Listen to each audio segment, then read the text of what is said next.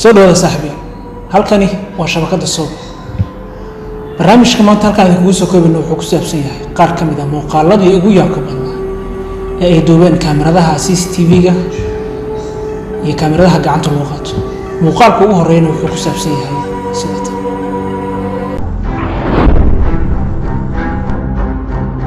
Muuqaalkan waxaa lagu duubay kaamirada la saarto dashkawarka gaariga, goobtuna waa waddo ku taala meel ka mid ah dalka Russia. waxaana dhacaysa iyaga oo saaran wadada ayaa gaari tareela ah oo hortiisa socda waxa uu ku siganayaa inuu gadoomo inta uu wadada seedkiisa dhinaca bidix uga baxo, balse marka hore kuma muuqanayaan waxa gaariga gadin gaaray, laakiin marka uu gudbo ayaad arkaysaa nin wadada goyn rabay oo dib ugu laabanaya.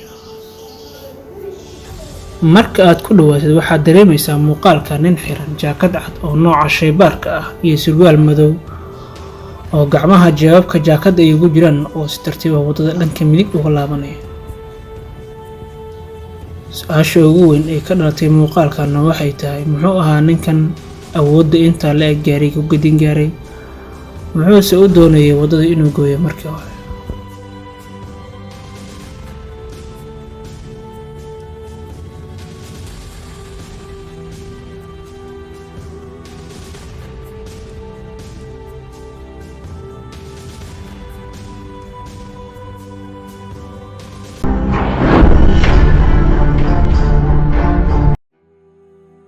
soddonkii bishii June sanadii 2014 wiil dhalinyaro ah oo laga magacaabo Laris Mataanki oo u dhashay dalka Germany ayaa fasax dalxiisa asaga iyo saaxiibadiis waxay u soo aadeen magaalo xeebeed lagu magacaabo Golden Sands oo ku taala waqooyiga dalka Bulgaria. muddadii joogitaankooda Laris wuxuu dagaal la galay koox taageerayaal ciyaartooy ah, kadibna waxaa dhaawac ka soo gaaray dhegta waxaana dilaacay xuubka samcada maqalka ee eardrumka. kadib dhakhtar Bulgarian oo la kulmay Laris waxaa lagula taliyay in muddo si timana uusan raaci karin diyaarad inta dhegta uga caafimaadayso, sidaa daraadeedna uga haray safarkii saaxiibadiis ay dib ugu laabanayeen dalkooda Germany. dabeetana ninkan dhalinyarada wuxuu ku khasbanaaday inuu kuristo hotel raqiis ah. maalin kadibna wuxuu bilaabay inuu si la yaab leh u dhaqmo, isagoo fariin u diray hooyadiis una sheegay in ay naftiisa halis ku jirto. wuxuu sidoo kale ka codsaday in ay xiriirto akaunkiisa credit card-ka, wuxuuna ku wargeliyay in 4 nin ay ku raad joogaan isaga naftiisa.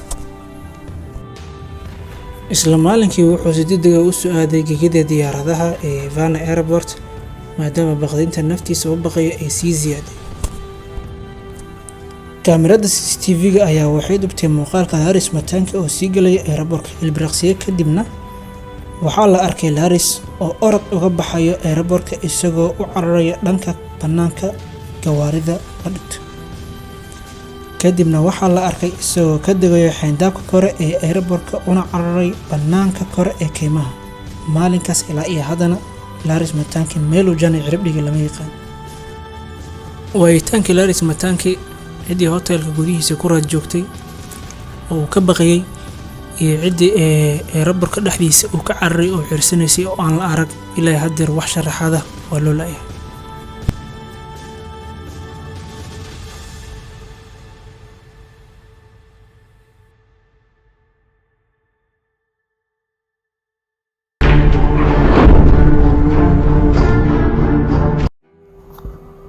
muuqaalkana waxaa laga duubay cisbitaal ku yaalo magaalo lagu magacaabo Guadalajara oo ku taala dalka Mexico, wuxuuna ku saabsan yahay qof dumar oo kalkaalisa ah oo hortaagan qolka qaliinka. qof kale oo saaxiibkeeda oo kaamirada u haya baa si lama filaan ah waxay kaamirada qabanaysaa gabadha qolka ka gadaalaya gudihiisa muuqaal madow oo eg humaaga qof meesha maray. isla markaa iyada ahna cidina kuma aysan ogeyn qolka qaliinka oo cidlo ayuu ahaa. durbadiiba qofkii kaamirada haya ee la daba raacayo humaagii isagoo qolka kala dabagelaya, laakiin nasiib darro markii ay qolka galaan kaliya miis meesha yaal ayaa booskiisa ka durqaya, laakiin humaagii mucjisada ahaa waa ay waayayaan. qofka kaamirada haya baa qolka oo dhan 360 digrii ku wareejinayo kaamirada, laakiin cid kale oo qolka ku jirto ma lahan. qolkana albaabka ay ka soo galeen mooye albaab kale oo laga sii bixi karo kuma yaalo. humaagan mucjisada ah ayaa dad badan oo daawaday muuqaalkan ay aad ula tacajabeen. su-aasha ugu weyn ee ilaa iyo hadda dul hoganaysa arrintan waxa ay tahay muxuu ahaa qofkaasi meesha maray. Ma jin buu ahaa? Ma qof reer aakhirada oo qolkaasi qaleenka hadda ka hor ku dhintay buu ahaa? Ilaa iyo hadda lama yaqaan.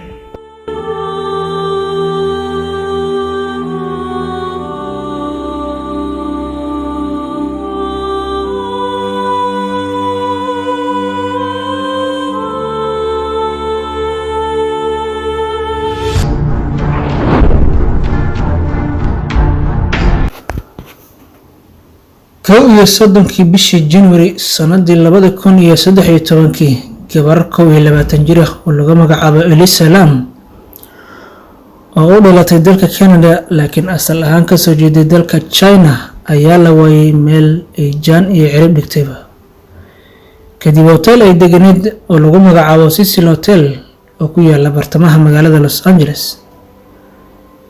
Elisa Lam ayaa ahayd ardayad wax ka barata jaamacadda British Columbia ee ku taalla magaalada Vancouver ee dalka Canada. xilliga la waayay ayaa la sheegay inay safar gaaban ku joogtay magaalada Los Angeles. shakiga in la waayay soo shacbaxay kadib markii waalidkeed ay waayeen wax xiriirkeedii ah isla maalinkii ay ka soo bixi lahayd ama ay soo fasaxi lahayd hotelkii ay deganeed, sidoo kalena ay soo aadi lahayd gegida diyaaradaha ee LAX. markii booliiska ay soo saareen warqadda ogeysiiska baafinta gabadha, waxaa hotelkii ay soo bandhigeen muuqaalkii ugu dambeeyay oo ay duubtay kaamirada CCTV-ga ee ku xiran wiishka ama elevator-ka hotelka. muuqaalka waxaa laga arki karaa Elisa Lam oo si layaab leh u dhaqmaysa iyadoo aad moodo inay wax ka dhuumanayso. waxaad arkaysaa iyadoo wiishka soo gelayso dhowr badhan, markii ay taabatana fiirinaysa bal inuu albaabka xirmo, laakiin nasiib darro cilad haysta albaabka wiishka ayaan suurtagelay inuu albaabka xirmo.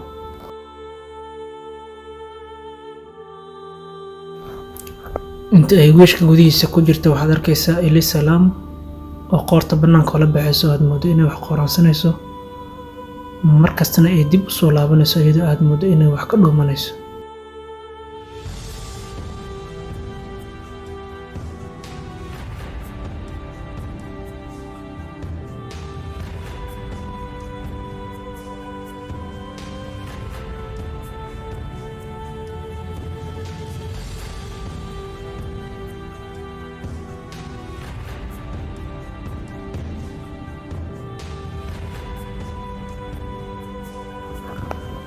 wiishka ayay mar labaad bannaanka uga baxaysaa, waxaadna muuqaal ka arki kartaa iyadoo faraha fiiqayso sidii in ay qof kale la hadlayso.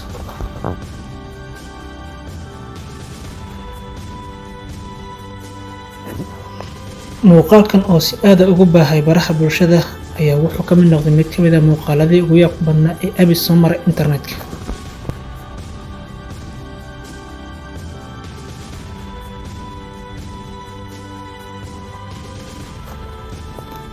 muddo yar kadib waayitaankii gabadhaasi waxaa bilowday cabasho ka imanaysay dadkii deganaa hotelka, kuwaasoo ka cabanayay in biyaha tuubada midabkoodii iyo dhadhankoodiiba ay dhiig u ekaadeen, cadaadiska biyuhuna ay aad u hooseeyaan. markii shaqaalihii hotelka ay baareenna waxay ka dhexleen mid ka mid ah haamaha kore ee biyaha meydka Elisa Lam oo biyaha dhex sabeynayo. markii baaritaan autopsy ah lagu sameeyeyna booliiska waxay soo gudbiyeen in kiiska dhimashada Elisa Lam uu yahay mid shil ah oo cidina aysan dilin. sidaas oo ay tahayna booliiska waxay aqsadeen in haanta oo dhererkoodu ah 8 feet aysan macquul ahayn in jaranjaro la'aan la fulo, meeshuna ay qufulad oo fur la'aan aan la geli karin. ilaa iyo maantana kiiska dhimashada Elisa Lam waa mid aan wali helin wax sharaxaad ah. su-aasha ugu weyn oo taagana ilaa iyo haatan waxay tahay yaa dilay Elisa Lam.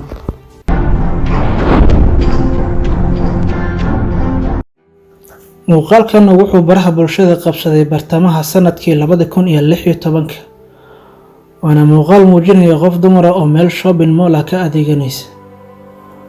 waxaad arkaysaa shay ka soo dhacaya iskafaalaha gabadha gadaasheeda, kadibna inta ay dib ugu laabato ayay shaygii dhulka ka soo qaadaysaa, waxayna dib ugu celinaysaa bartii uu ka soo dhacay.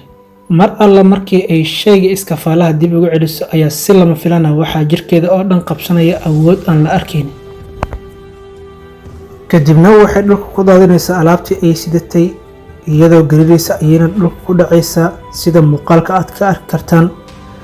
dabeeto 2 qof oo ka agdhow ayaa ku soo leexanaya si ay u caawiyaan, laakiin mar kaliya ayay naagtii af labadii dhawaaqaysaa, waliba qaylo aad u argagax badan.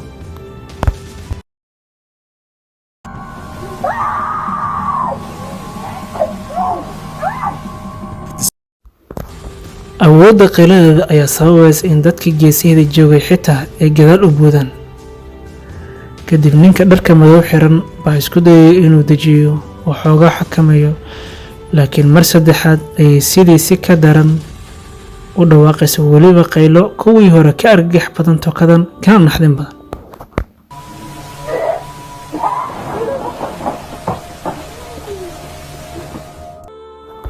sida aad muuqaalka ka dheehan kartid waxaad dareemaysaa tokadan in awoodda dhawaaqa uu hoolkii oo dhan isla gariiray.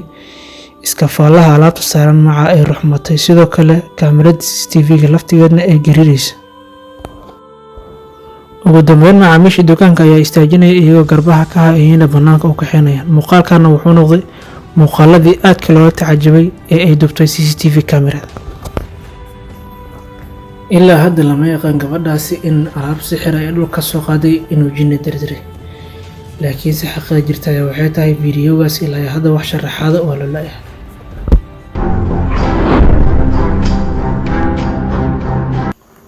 muuqaalkan wuxuu caalamka qabsaday sanadkii 2012 waxaana duubtay kaamirooyinka wadada lagu xiro.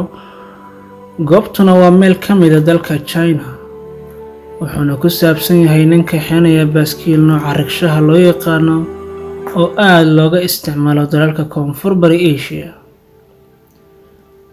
ninka rikshoolaha ah ayaa ku soo aadaya Paris Goys, waxaana si lama filaan dhanka bidix uga imanaya gaari nooca delivery-ga ah. bartii isgoyska markay isku dhici rabaan ayaa makhluuq aan la garanayn sida hilaaci oo kale u dafaya ninkii rikshoolaha ahaa, kadibna laamiga koonihiisa dhigayo isagoo bad qaba.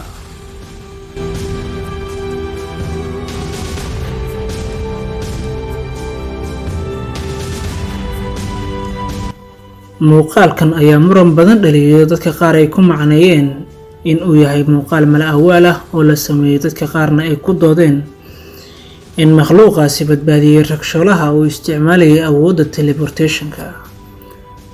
culimada sayniska waxay wax badan dhexdooda isku khilaafaan in teleportation-ku uu yahay wax jiro iyo in kale.